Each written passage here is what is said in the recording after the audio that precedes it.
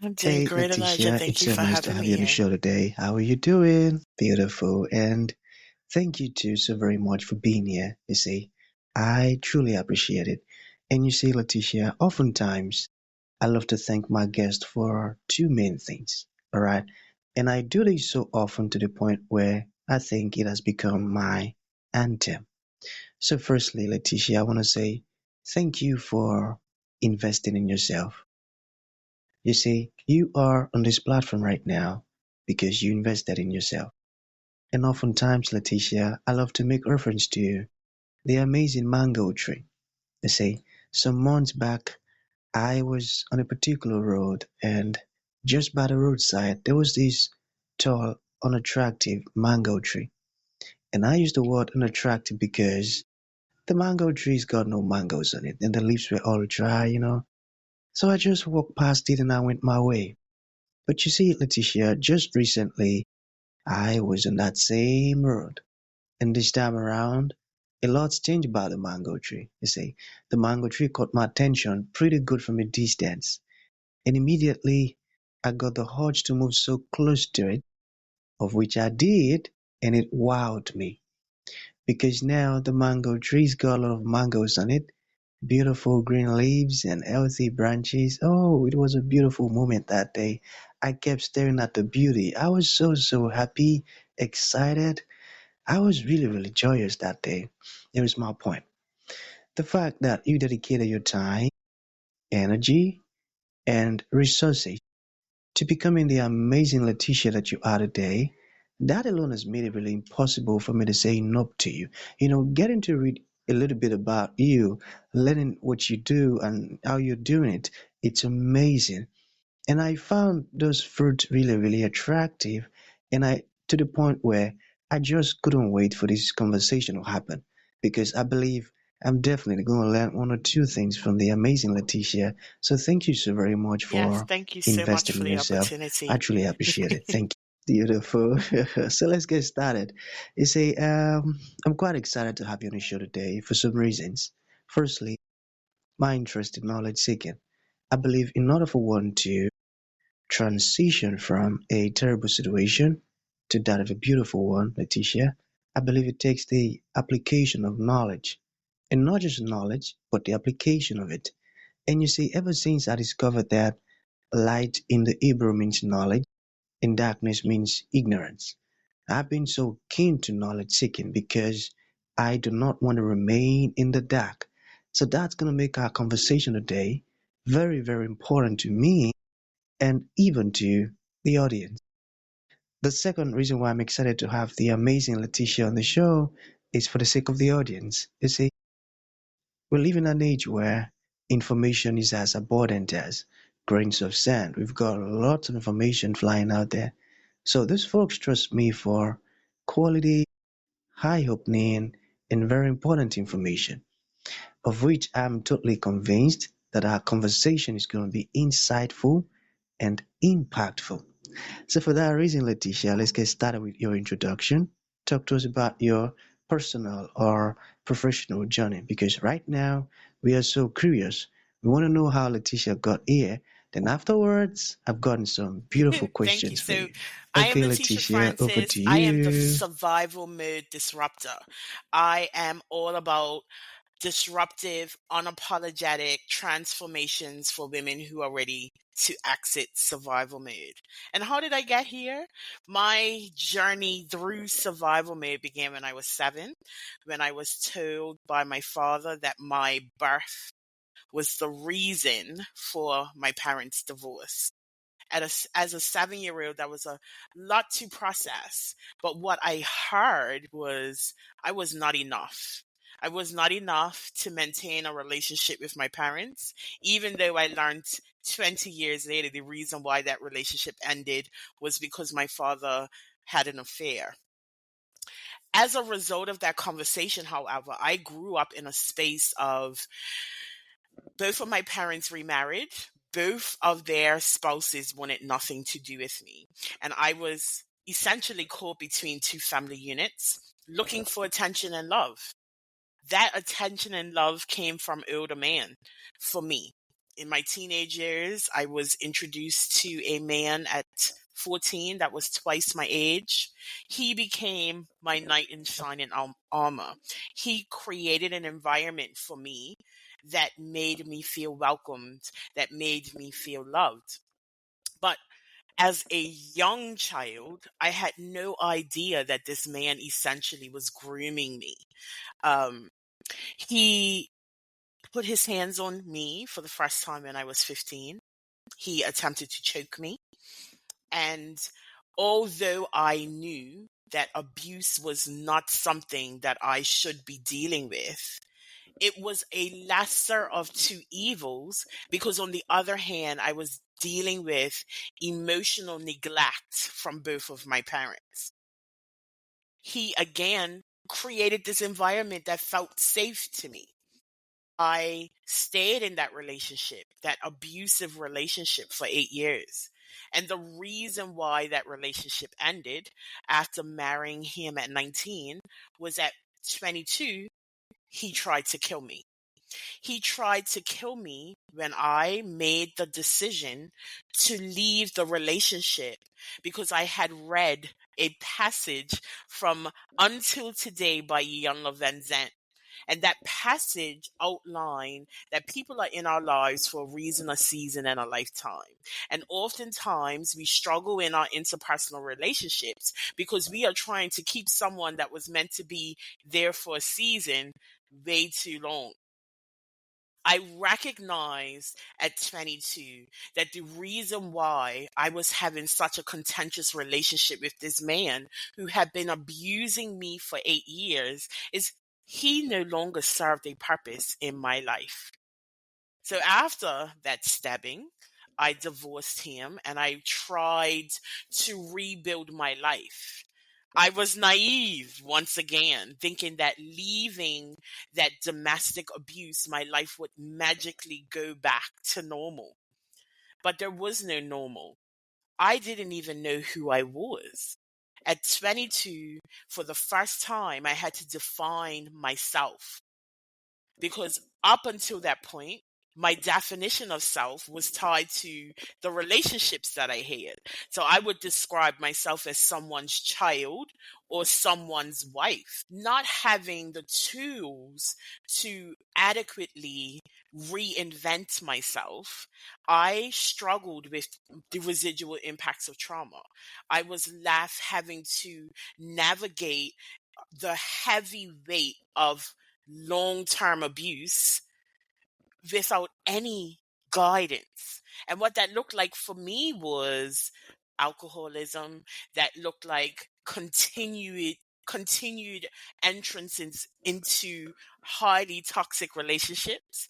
My first relationship after my marriage was with a man who was a cocaine addict, who was also married.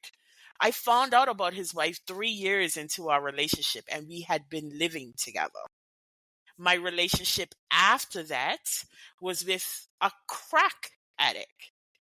And although the relationship started like bliss, he was dealing with demons and I was dealing with demons.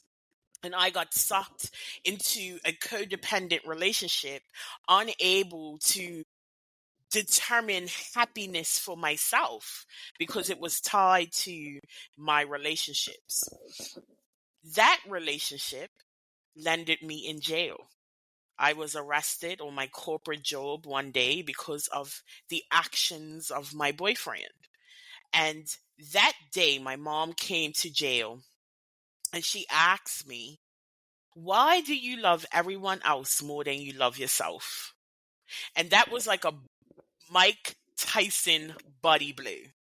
I couldn't escape that question because the reality was the reason I was in jail that day is because I prioritized my boyfriend's needs.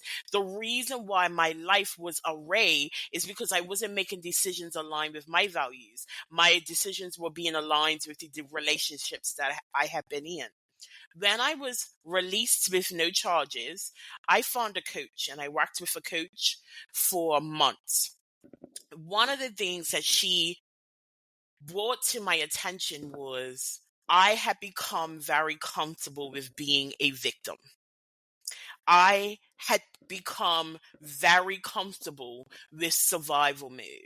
And I was giving away my power every time I resigned myself to the fact that life was happening to me and not happening for me. She taught me how to know, like, trust, and accept myself. And as a result of that, I was able to start over. I moved from my home country, which is Bermuda, and I moved to the UK. And I spent many years rebuilding myself. Well, actually, not rebuilding, reinventing myself, working on the skills that I learned as a result of working with the coach allowed me to put down the badge of victim and pick up the badge of survivor. But also, as a result of working with this coach, I learned that survival was not the final destination. My goal was to thrive. So I spent many years in England building a career. I worked for a top 5 Lloyd's of London insurance syndicate. And for those who do not know, Lloyd's of London is the birthplace of insurance. So as a foreign Black woman working in that environment, managing a multinational team, I should have felt fulfilled, but I didn't. Here I was building a version of success that did not belong to me. I didn't need to climb a corporate ladder. What I needed was to turn my test into a testimony, my mess into a message, because I knew that my purpose on life was not making someone else millions. My purpose on life is to be impactful. I started operating from the premise that every step I take should be a step that creates avalanches, because I am here to change the world. And as a result, I built a coaching business. That coaching business today is focused on helping women exit survival mode. I was in survival mode for 20 plus years in autopilot, letting life happen. What I learned as a result of my journey was the important steps on how to exit survival mode and stay out of survival mode, because life is meant to be lived in fullness. And the steps that I took began with awareness. We cannot change what we cannot see. And if we refuse to acknowledge the patterns that keep us stuck, we will not move forward. The second step was reprogramming. As you probably know, most of our thoughts, 90% of them, 95% of them are reprogrammed and recycled from the day before. We hardly have new thoughts, but we can reprogram the way that we think. And my understanding that my thoughts impact my emotions, which then impact my feelings, which then impact the actions that I take, helped me see the importance of mindset and taking control of my mind and choosing to be positive, choosing to operate from a thriving mindset rather than one that is consumed with regret. And the last step for me was reinvention, being able to determine who I wanted to be, the impact that I wanted to make in my life, and then aligning all of my actions, not just some, all of my actions with that, so that I show up in my fullness, ready to make an impact on the world. Thank you. Amazing, Leticia. This is beautiful. You see, there are some stories that should never go unheard, and yours is one of those stories.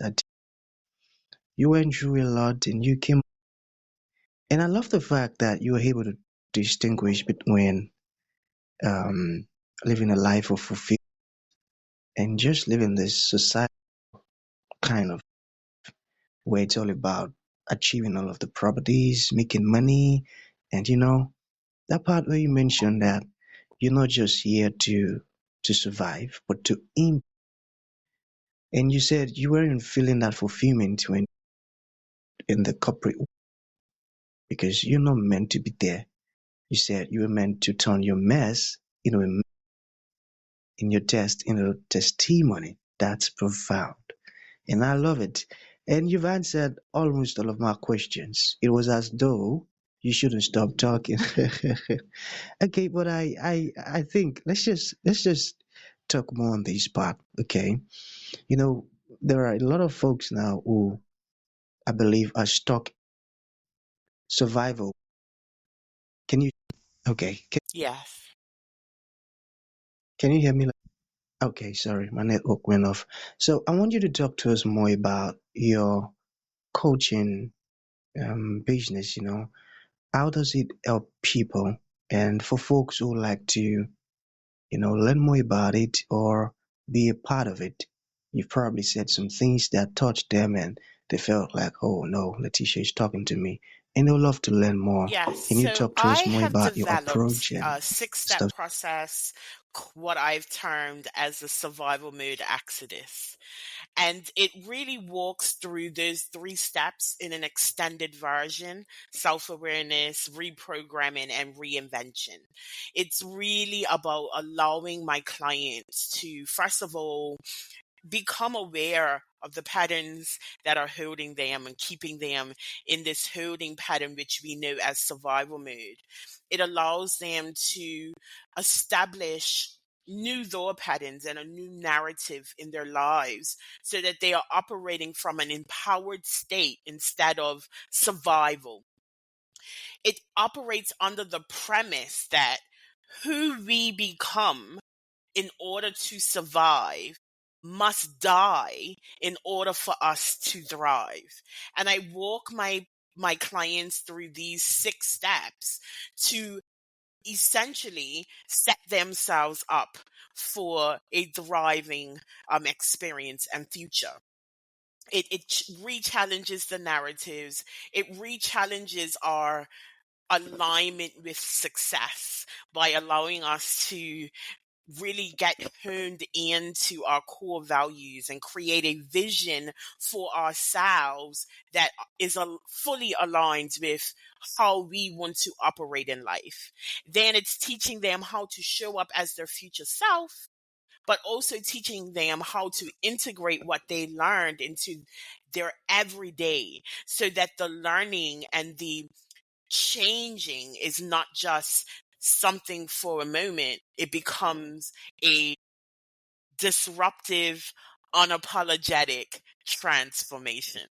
That sounds beautiful. I love that. So to bring this to an end, Letitia, what would you like to leave the audience with, like a final? And to those folks who would like to reach out to you, learn more about your beautiful programs, Yes, or even I ask can be questions, how can contacted that? on LinkedIn. That is my primary platform. But anywhere, TikTok, Instagram, Facebook, Letitia Renee Francis is my name on those platforms, or LetitiaReneeFrancis.com is my website. But I just want to leave your audience with this. We learn to survive, but that is not our final destination. When we commit to thriving, that's when we change the world.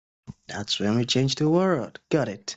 So that's gonna be the end of the show, Letitia. Thank you for coming, and thank you for sharing this beautiful stuff with us. Your Thank you so inspiring much for story. having me. I It means a appreciate it. whole lot.